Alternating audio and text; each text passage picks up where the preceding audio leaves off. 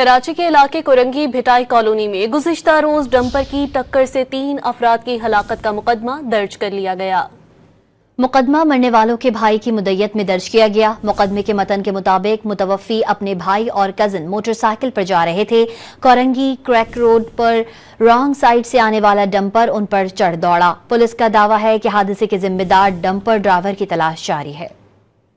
کراچی کے علاقے کورنگی بھٹائی کالونی میں گزشتہ روز ڈمپر کی ٹکر سے 3 افراد کی ہلاکت کا مقدمہ درج کر لیا گیا۔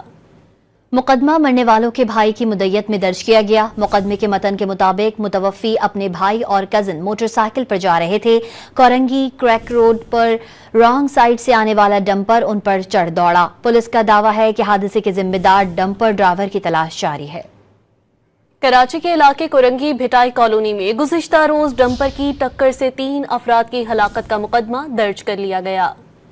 مقدمہ مرنے والوں کے بھائی کی مدعیت میں درج کیا گیا۔ مقدمے کے متن کے مطابق متوفی اپنے بھائی اور کزن موٹر سائیکل پر جا رہے تھے۔ کورنگی کریک روڈ پر رانگ سائیڈ سے آنے والا ڈمپر ان پر چڑھ دوڑا۔ پولیس کا دعویٰ ہے کہ حادثے کے ذمہ دار ڈمپر ڈرائیور کی تلاش جاری ہے۔